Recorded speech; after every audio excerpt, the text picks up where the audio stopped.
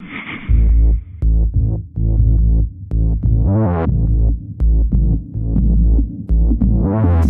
the first thing to know about getting your dog or cat ready to go in the car, come on, Duncan, here we go, is not to do it all of a sudden on the day when you have to go to the vet or take a trip somewhere. You got to ease them into this whole idea. They don't know what this is. Get them used to going in the car in stages. First, by not going anywhere at all. Get your pet in the car in front of the house. Then, short little drives around the neighborhood, rewarded with treats, of course. Have blankets and beds in the car that they are used to, that came out of the house. They recognize the smell. Then later, when it really matters, they're not freaked out. Remember, animals get used to things they don't understand, like cars, by recognizing patterns that don't threaten them over time. So you've got to give them time to get used to this machine. Oh, he's a good boy.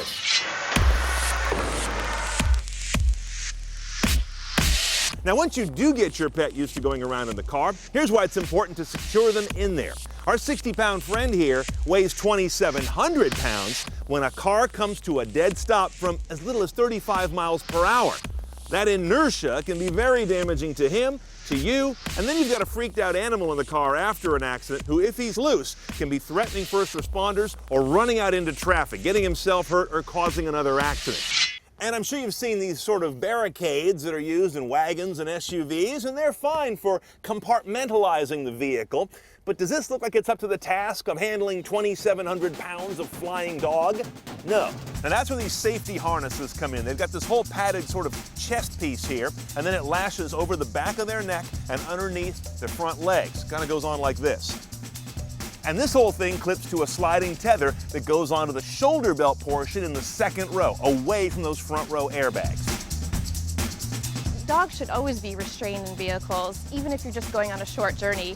But here's the problem. A recent study done by the Center for Pet Safety in conjunction with Subaru, because their owners love to bring their dogs around in their cars, found that a lot of these harnesses are crap. They gathered 11 of them in a recent survey. One of them tested really well. 6 of them basically broke on impact, didn't work out well at all. 4 of them were so bad they didn't even bother testing them.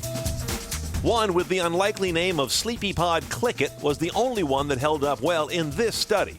It happens to be among the priciest as well, at $90 to $100, but seemingly money well spent. Now, when it comes to cats, it's kind of like Harry and Tonto. My cat has to relieve himself. You're not supposed to have any animals on a vehicle. Always in a carrier on the road. And then what you want to do is use the belts to at least lash this carrier in place, again, second row away from front row airbags. You might also consider putting it down in the well between the 2 rows of seats. That really kind of locks it in, and some cats love being in little enclosed areas. And look for a carrier that's got places for the belt to sort of snug in so it doesn't just slip off like this. Now let's talk about dogs in the backs of pickup trucks. A few states and a few additional municipalities have laws against it. Most do not. The Marin Humane Society was actually at the forefront of introducing legislation to ban that. There's dangers with dogs possibly flying out of vehicles if you get into a collision or if you have to stop short. And we introduced that way back in 1983. Eventually, a couple decades later, it became a state law in California. Here's what you want to do to use common sense. Get your dog into a carrier, a rigid carrier in the bed. Then cross-tether that so it's not sliding around fore and aft, left to right in any kind of maneuver or impact. If that's not a possibility, then investing in some kind of harness would be another option. And of course, it should go without saying, park the car, take the pet. It gets incredibly hot in a car on even a slightly warm day. If you're stopping even just for an errand, don't keep them in the car without any ventilation. Keeping your pet safe in the car, it pays humane dividends to double check that you've done it right.